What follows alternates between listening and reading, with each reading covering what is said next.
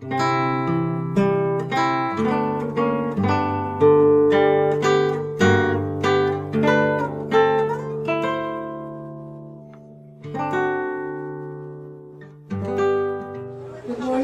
and sisters, welcome to the Holy Sacrifice of the Mass.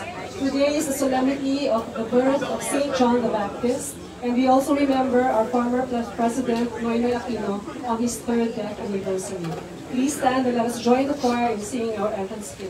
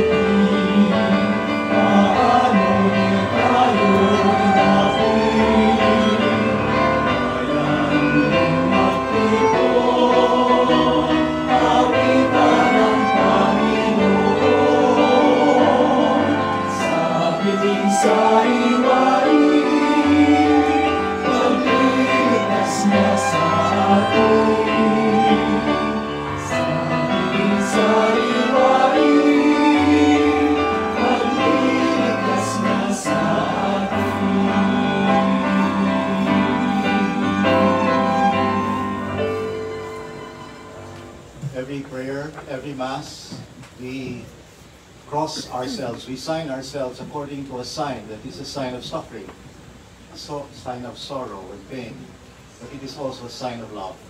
And so we begin every celebration signing ourselves in the name of the Father, and of the Son, and of the Holy Spirit. Amen. The grace of our Lord Jesus Christ, the love of God, and the communion of the Holy Spirit be with you all. And with your spirit. Magandang umaga po sa inyong lahat. We can spend the whole Mass looking front without even looking sideways to our neighbor. Baka pwede rin natin batiin ng magandang umaga ang ating kapatid.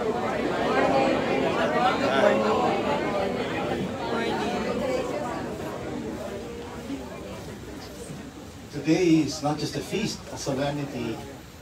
Hindi ko akalain na si Noynoy pumano pala ng pistahan ni San Juan Bautista. So dapat nga siguro kung nasa San Juan tayo, basa na kayo ngayon. Anyhow, later on in the homily, I shall sort of explain what this baptism is all about. For now, let us prepare ourselves to celebrate, to encounter the Lord in this mystery. We celebrate the life of Noynoy. Actually, the birthday, our birthday in heaven is the day of our passing, as with any saint. We acknowledge too the presence of each other. We continue to pray for our nation. We pray for peace in our world. Let us spend a few moments to condition ourselves to create a space inside our hearts so that we can receive the Lord in this celebration. You were sent to heal the contrite of heart. Lord, have mercy. Lord, have mercy. You came to call sinners. Christ, have mercy. Christ, have mercy. You are seated at the right hand of the Father to intercede for us. Lord, have mercy. Lord, have mercy. May Almighty God have mercy on us. Forgive us our sins and bring us to everlasting life. Amen. As it is a solemnity, let us glorify God by praying together. Glory to God in the highest. And on earth, peace with people of goodwill. We praise you, we bless you, we adore you, we glorify you, we give you thanks for your great glory. Lord God, Heavenly King, O God, Almighty Father, Lord Jesus Christ, only begotten Son, Lord God, Lamb of God, Son of the Father, you take away the sins of the world, have mercy on us. You take away the sins of the world, receive our prayer. You are seated at the right hand of the Father, have mercy on us. For you alone are the Holy One, you alone are the Lord, You alone are the Most High, Jesus Christ, with the Holy Spirit, in the glory of God the Father. Amen. Let us pray. O God, who raised up St. John the Baptist to make ready a nation fit for Christ the Lord, give your people, we pray, the grace of spiritual joys, and direct the hearts of all faithful into the way of salvation and peace. Through our Lord Jesus Christ, your Son, who lives and reigns with you in the unity of the Holy Spirit, God, forever and ever. Amen. Let us be seated to listen to the Word of God. The first reading, a reading from the book of the prophet Isaiah.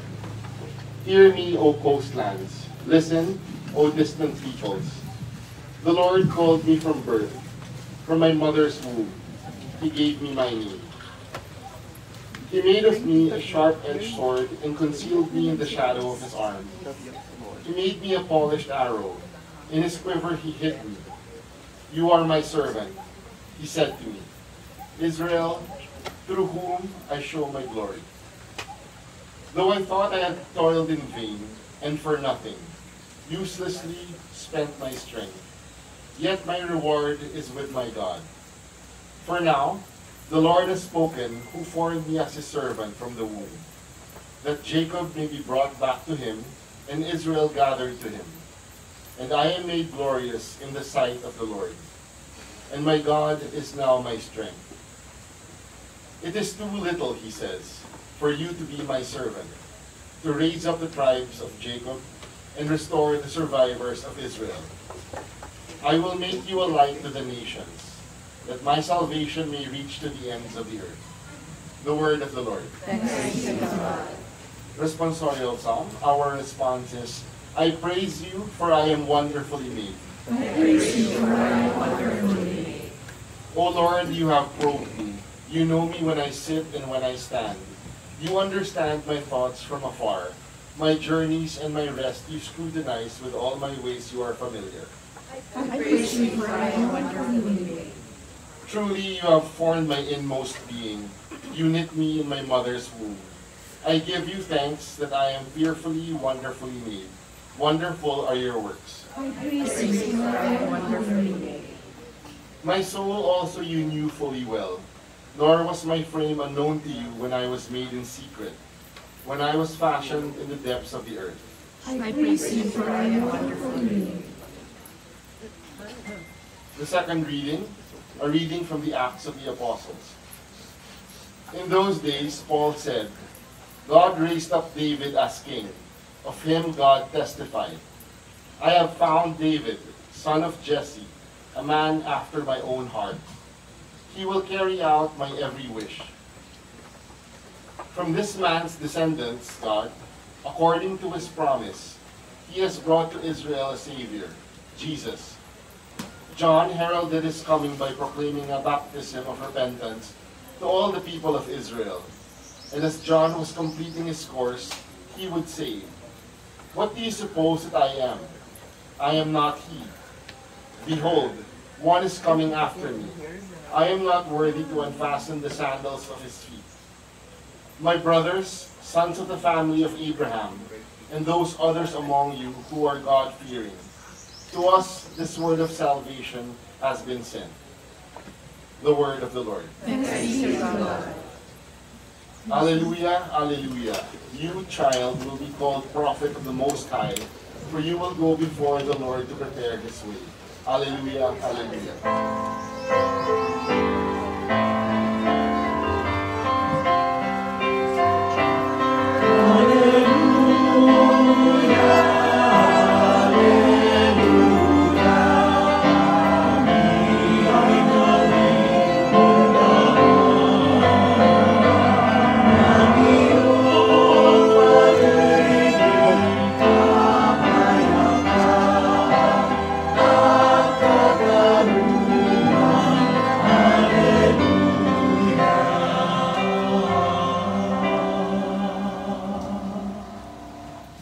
The Lord be with you. And with your spirit. A reading from the Holy Gospel according to Luke. Glory to you, O Lord. When the time arrived for Elizabeth to have her child, she gave birth to a son. Her neighbors and relatives heard that the Lord had shown his great mercy toward her, and they rejoiced with her. When they came on the 8th day to circumcise the child, they were going to call him Zechariah, after his father.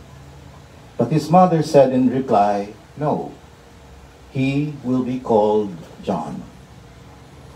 But they answered her, "There is no one among your relatives who has this name." And so they made signs, asking his father what he wished him to be called. He asked for a tablet and wrote, "John is his name." And all were amazed. Immediately his mouth was opened, his tongue freed, and he spoke, blessing God. Then fear came upon all their neighbors, and all these matters were discussed throughout the hill country of Judea. All who heard these things took them to heart, saying, "What then will this child be?" For surely the hand of the Lord was with him. The child grew and became strong in spirit, and he was in the desert until the day of his manifestation to Israel. Friends, the gospel of the Lord. Praise to you, Lord Jesus Christ.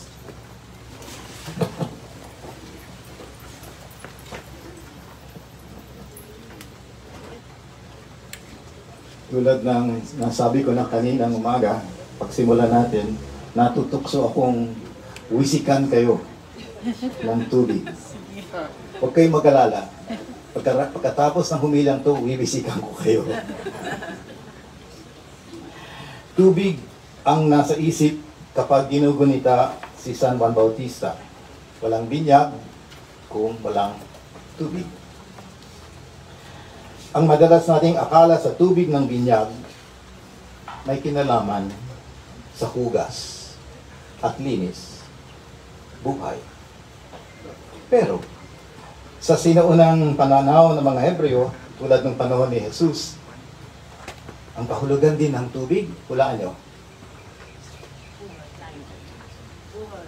Ang kahulugan ng tubig ay alon at lunod.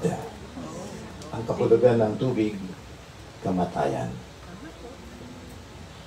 Ibang klase, no? Kapag pumalaot ka sa dagat, hindi ka nakasisigurong makabalik. Hindi mo laging tansya ang undertow o hatak ng mga alon. Minsan mapayapa, minsan na may malupit. Ang tubig ay buhay, oo, pero ang tubig din ay alon na walang katiyakan o uncertainty. Kapag bininyagan ka sa tubig, para ka na rin dinala sa laot. Kung bininyagan ka sa tubig, bininyagan ka sa kamatayan. Isa pang kahulugan ng binyag ay pakikisa o solidaridad. Meron akong kwento na baka narinig niya na, pero totoong kwento to. Nung ako'y Jesuitang novice, isa sa mga trial namin ay magtrabaho. At isa aking trabaho, ako ay naging apprentice mechanic sa isang talyer ng mga truck. Ako, kaya ko naman yung sasakyan na maliit, pero truck. At isa sa mga ginagawa ko ay nagpapalit ako po ng gulong ng truck. Nakapagpalit na ba kayo ng gulong ng truck? Mahirap. Malaki, mabigat. Isang araw, sabi ng mga mekaniko, "Joe," ang pangalan ko nun, Joe. Meron kaming mga alias. So, pangalan ko, Joe. Minsan, Pepe. Pero, "Joe, punta ka nga sa ilalim ng truck. Tingnan mo nga yung universal, yung axle. Ayusin mo." So, doon ako sa ilalim ng truck. Naayos yung axle na yun. At biglang inon nila yung truck. Sira yung truck. So, talagang binugahan ako ng lahat ng usok at langis. Paglabas ko sa ilalim, kita nila ako itim dahil sa grasa. At tawa sila ng tawa. Sabi, nabinyagan na si Joe. Nabinyagan si Joe. Kung gusto mo maging mekaniko, dapat dumaan ka dito sa mga dadaanan namin. Dapat madumihan ka rin. Halimbawa rin ay yung nakaugalian na nating pagbibinyag sa bagong sapatos. Pero bang may bagong sapatos dito? Kapag binibinyagan ng sapatos, hindi natin binubuhusan ito ng tubig para luminis. Tinatapak-tapakan natin ito para madumpisan. Binibinyagan ng sapatos para hindi na siya magmukhang bago at makinis. Binibinyagan ito para hindi na siya nabubukod sa iba at katulad na rin niya ang nakararaming sapatos na gasgas at luma. Bininyagan si Jesus ni San Juan Bautista sa ilog ng ating pagkatao. Umila si Jesus. Umila siya, palagay ko, bago lumusong sa tubig. Walang special lane o wangwang. Nakiisa siya sa atin. Nakihintay, nakisalo sa ating saya at hapis, sa ating mga takot at pangarap. Bininyagan siya, hindi para pagkalooban pa ng buhay at karangalan at ito pamang superpower.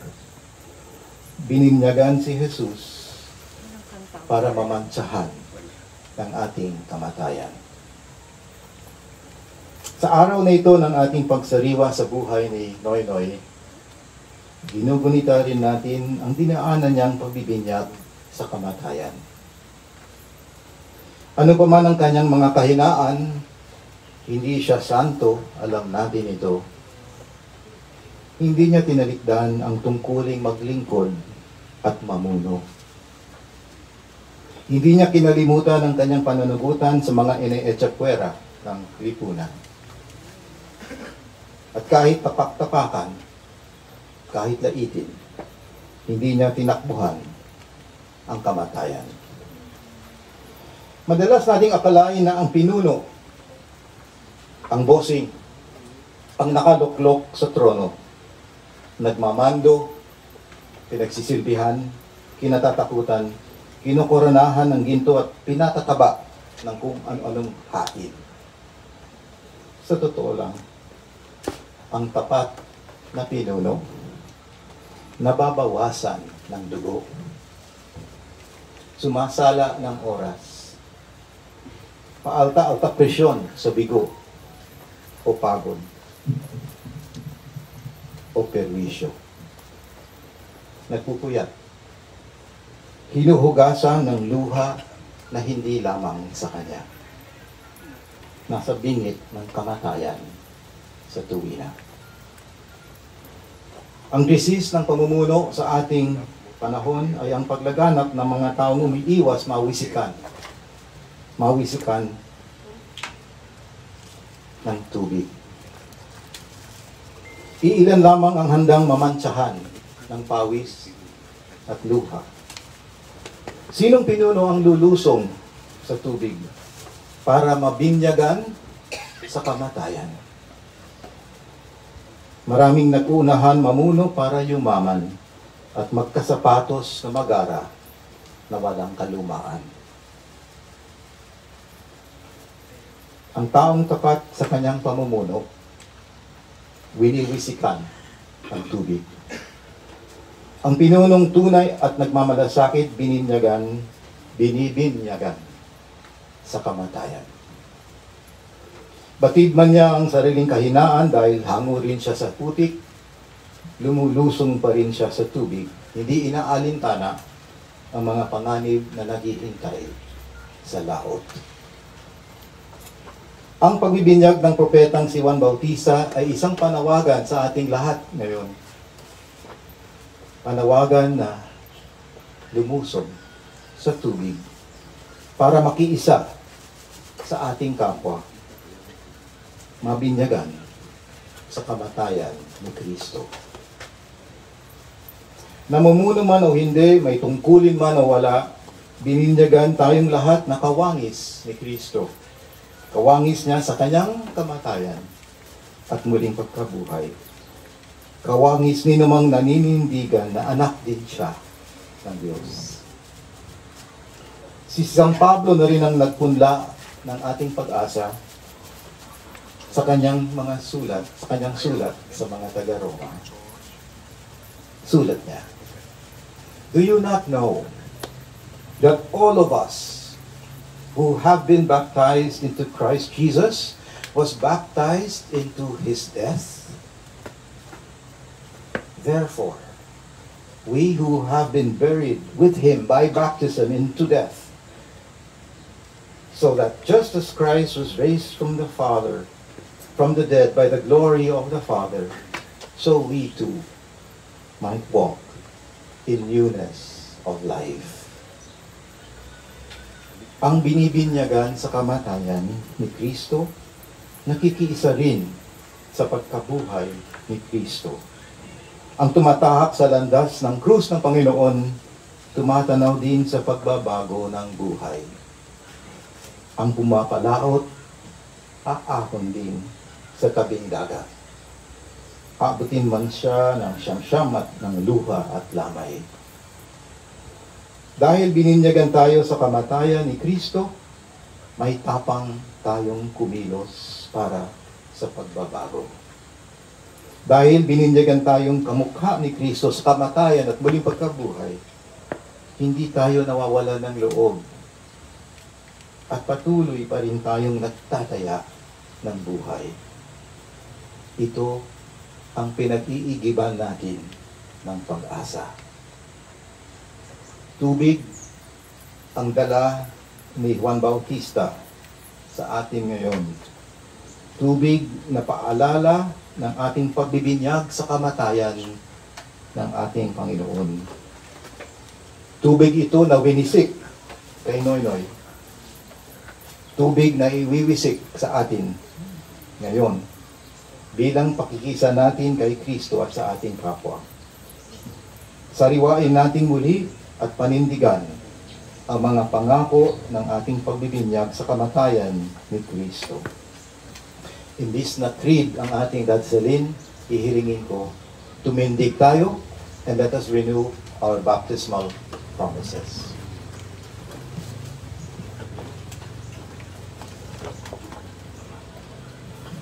Nung binyagan tayo, hindi tayo yung sumagot. Siguro maliit pa tayo nun. Pero maraming sumagot para sa atin. Sinagot tayo ng ating mga ninong at ninang at magulang. Medyo malaki na tayo ngayon, no? So pwede na tayong sumagot sa mga tanong na ito. At sana po ay dibdibin natin itong ating pagsariwa ng ating baptismal promises. Pagkatapos nito ay wiwisikan kayo ng tubig.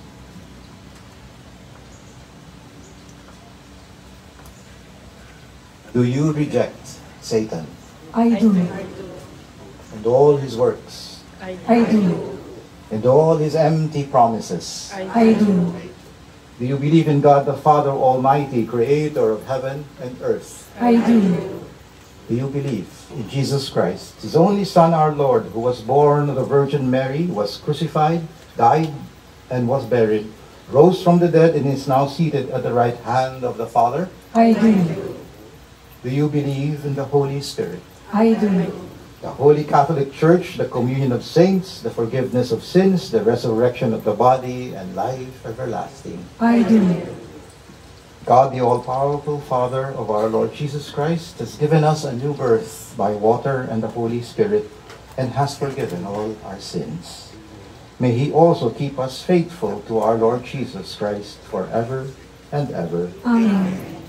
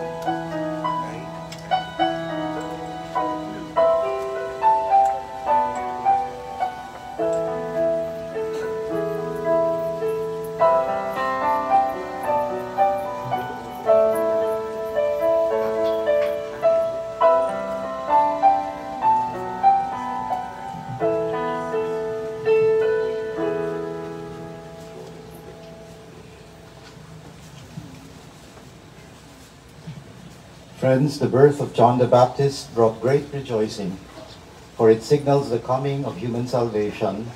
And so let us pray to the Lord that we may listen to the voice of the forerunner of the Savior. Let our response be, Lord, listen to our prayer. Lord, listen to our prayer. For the Holy Church of God, that Christians in their diversity may learn to respect one another, love one another as members of the body of Christ. In faith we pray. Lord, listen to our prayer.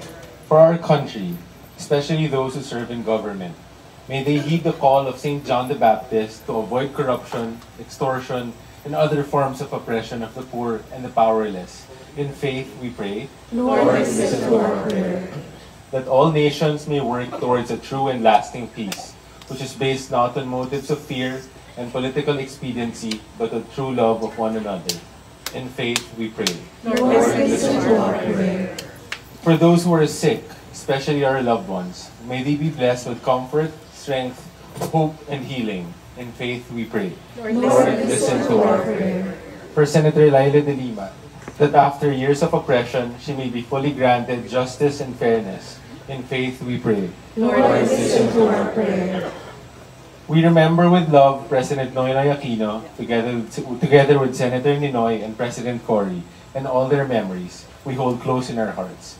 May they continue to be with us in spirit. In faith we pray.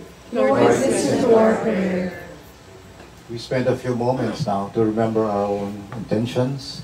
We do not just pray for ourselves, but we pray for those who need us, who need our patience, our presence, our mercy. Let us spend a few moments to remember.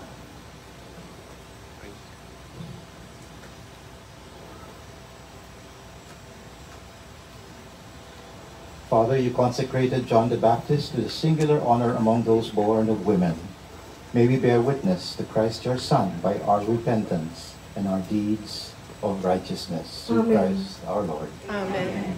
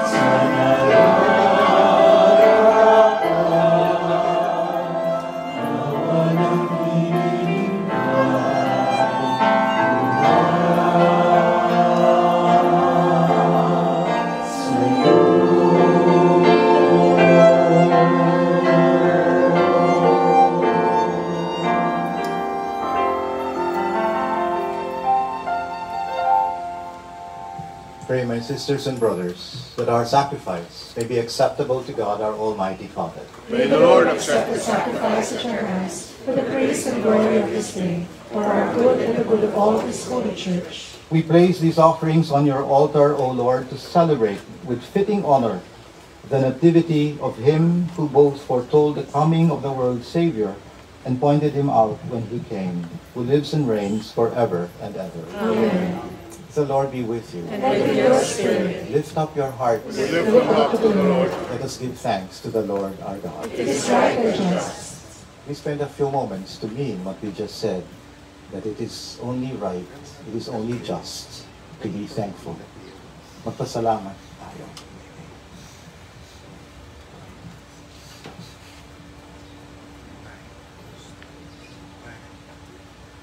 It is truly right and just, our duty and our salvation always everywhere, to give you thanks, Lord, Holy Father, Almighty, eternal God, through Christ, our Lord. In his precursor, St. John the Baptist, we praise your great glory, for you consecrated him for a singular honor among those born of women. His birth brought great rejoicing, even in the womb he leapt for joy at the coming of human salvation. He alone, of all the prophets, pointed out the Lamb of redemption. And to make holy the flowing waters, he baptized the very author of baptism, and was privileged to bear him supreme witness by the shedding of his blood. And so with the powers of heaven we worship you constantly on earth, and before your majesty without end we acclaim.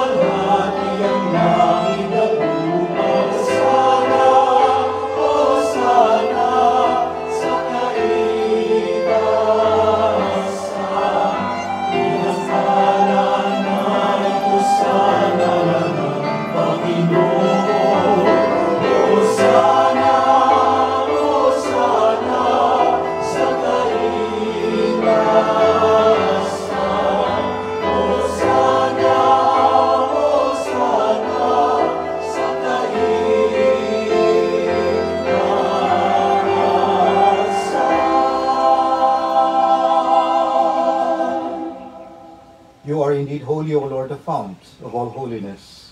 Make holy, therefore, these gifts, we pray, by sending down your Spirit upon them like the dewfall, that they may become for us the body and blood of our Lord Jesus Christ.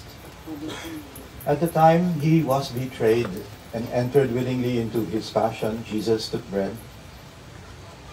He broke it, giving thanks, gave it to his disciples, saying, "Take this, all of you, and eat of it. For this is my body, which will be given up for you."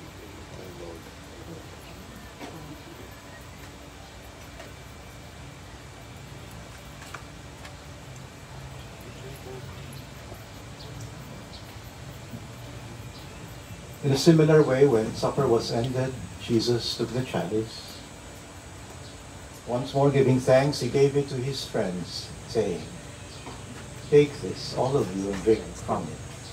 For this is the chalice of my blood, the blood of the new and eternal covenant, which will be poured out for you and for many, for the forgiveness of sins. Do this in memory of me."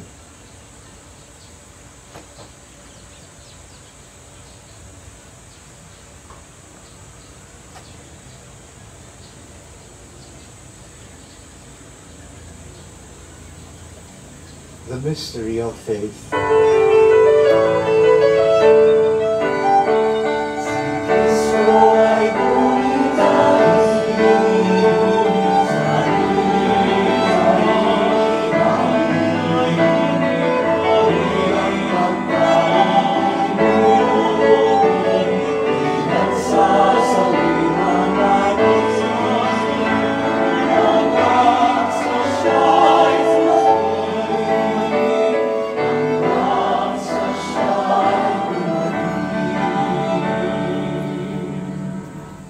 Therefore, as we celebrate the memorial of his death and resurrection, we offer you, Lord, the bread of life and the chalice of salvation, giving thanks that you have held us worthy to be in your presence and minister to you. Humbly we pray that, partaking of the body and blood of Christ, we may be gathered into one by the Holy Spirit. Remember, Lord, your church spread throughout the world. Bring her to the fullness of charity, together with Francis our Pope, the Bishop, the clergy, and all those who teach and shepherd and lead your people. Remember also our brothers and sisters who have fallen asleep in the hope of the resurrection, and all who have died in your mercy. Welcome them into the light of your face. Have mercy on us all, we pray, that with the Blessed Virgin Mary, Mother of God, with Blessed Joseph, her spouse, with the blessed apostles, St. John, and all the saints who have pleased you throughout the ages, we may merit to be co-heirs to eternal life, and may praise and glorify you through your Son, Jesus Christ. Through him, and with him, and in him, O God, Almighty Father, in the unity of the Holy Spirit, all glory, all honor is yours, forever and ever.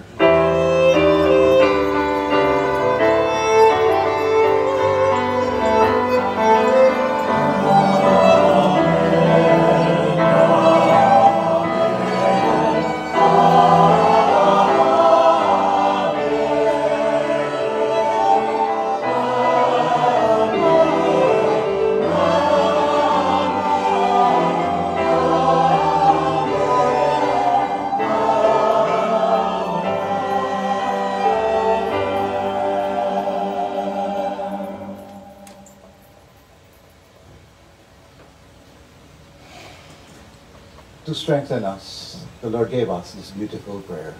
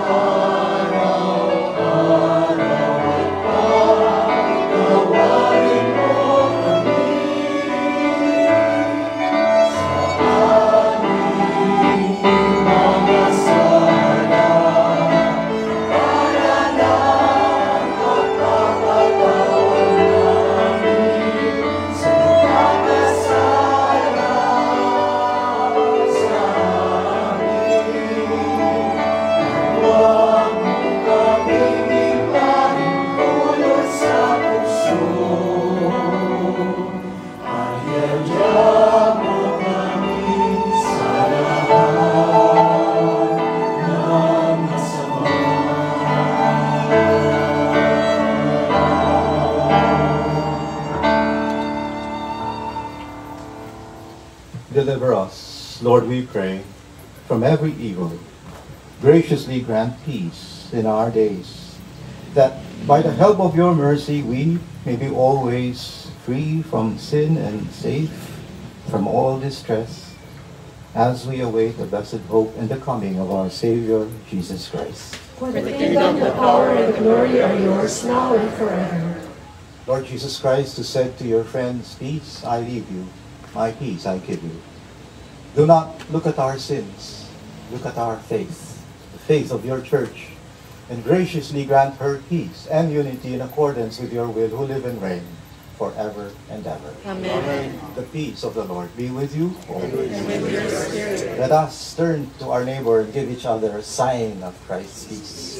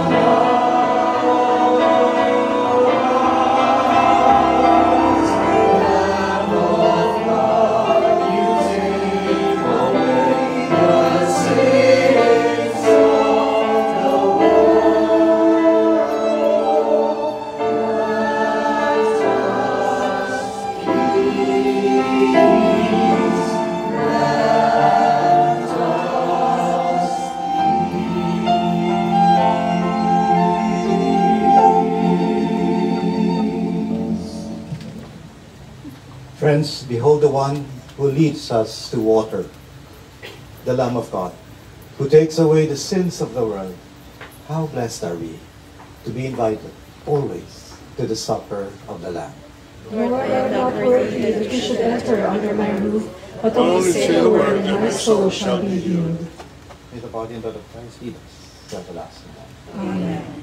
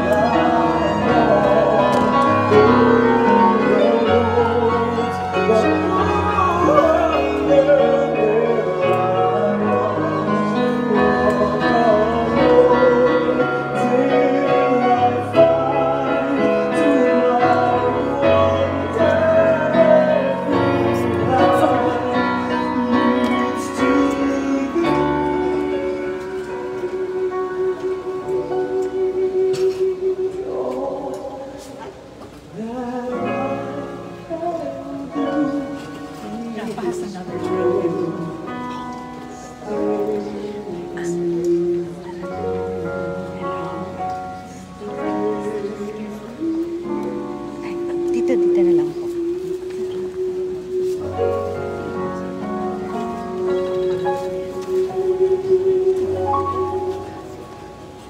Okay.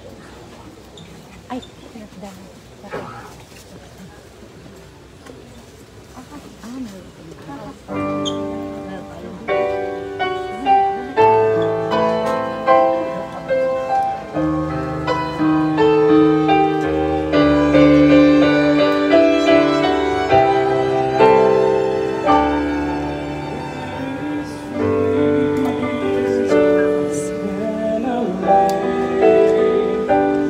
Where there is peace.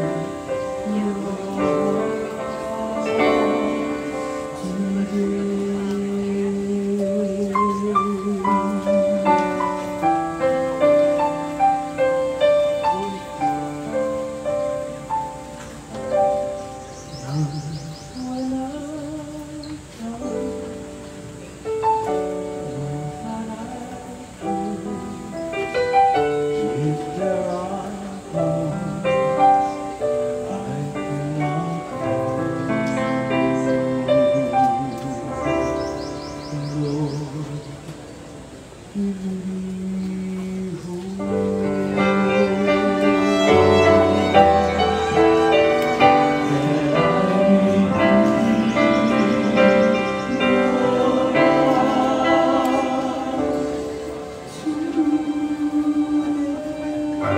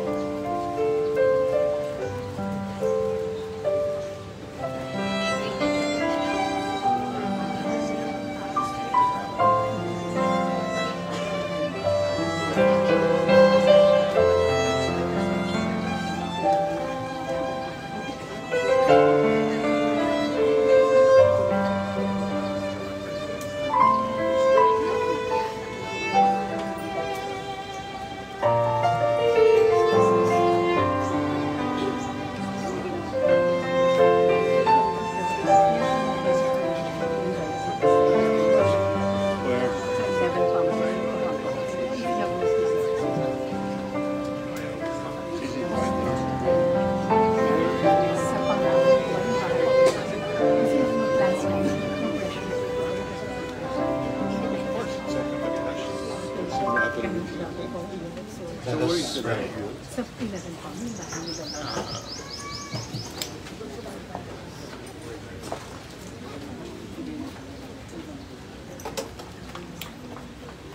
Having feasted at the banquet of the heavenly Lamb, we pray, O Lord, that finding joy in the nativity of St. John the Baptist, your church may know as the author of her rebirth the Christ whose coming John foretold, who lives and reigns forever and ever. Amen.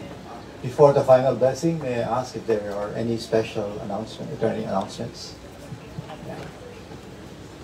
Let us be seated for a while.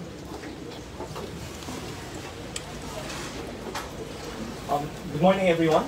On behalf of the family, I'd like to thank Father Jet, the NCAP staff, the music ministry, and everyone who made the Mass possible for the 3rd anniversary of Tito Noy's passing. Between current events and the work we've been doing for the Aquino Center, I've been thinking a lot of the phrase, right makes right makes might. This was often used in the context of our rights over the West Philippine Sea. Rather than submitting to those with greater power, Tito Noy used the justness of the Philippine cause to improve our position, ultimately resulting in the 2016 arbitral ruling that continues to be vital in asserting our rights today. Right makes might goes beyond the West Philippine Sea. His insistence on honesty and respect for the Constitution led to the signing of the Comprehensive Agreement on the Bangsamoro, a major step in the peace process when things had seemed hopeless 5 years prior. Kung walang korap, walang mahirap, created an atmosphere of good governance that allowed our economy to flourish beyond his term.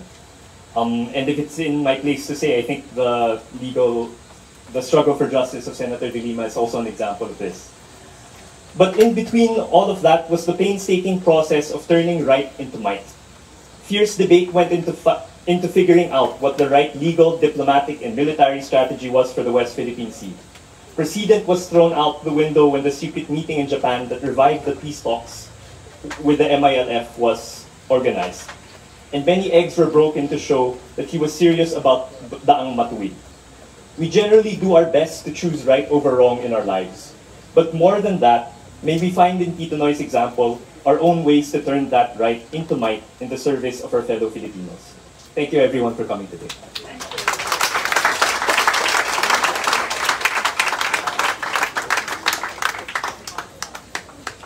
Let us rise.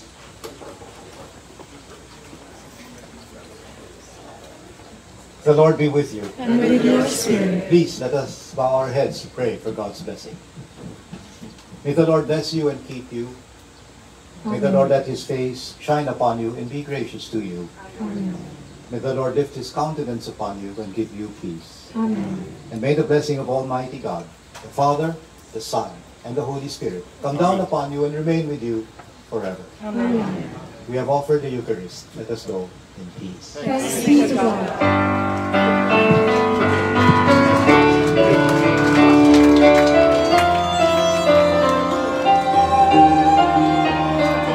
Yan, kasi kayo po. Kalim.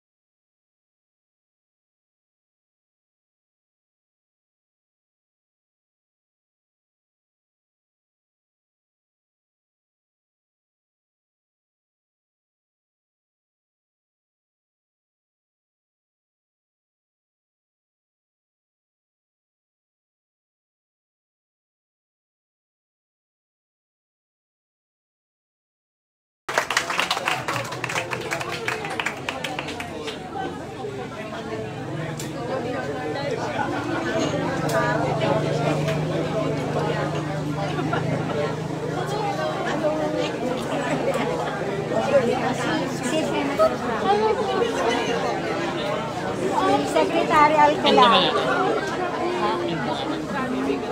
Ay, may book ba siya? Ayun pala yung book mo. Secretary Alcala. May kuloma pala. Kuloma kayo.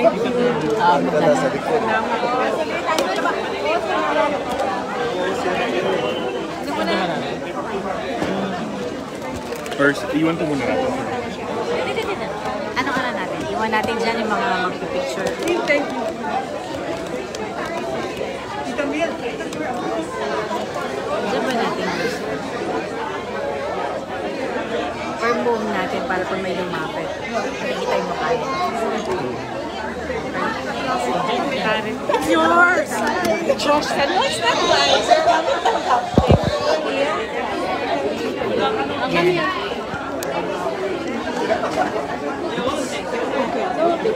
Yan.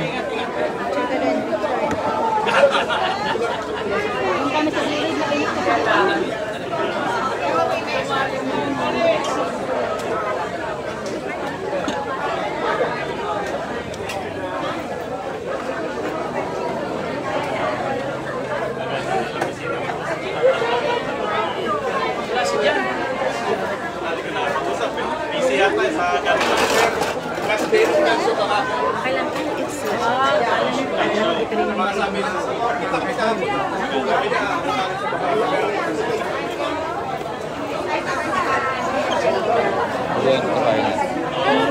Stay here first. Mamaya po, isa lang naman yung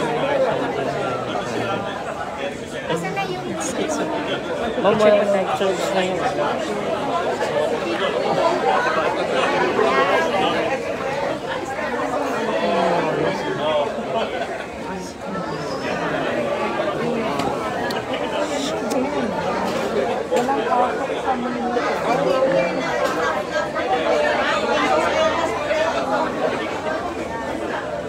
Thank you, ma'am. Thank you din po. Ma'am, picture ako. Ay. Bisita po kayo sa Aquino Museum sa anak. Ah.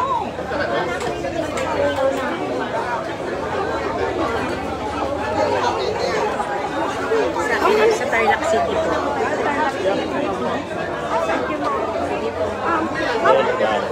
Karen. Ito yung jacket.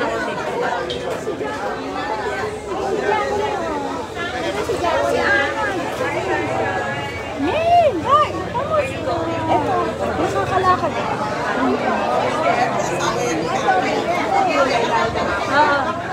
Sigurado yan. Asa na yung grupo nila?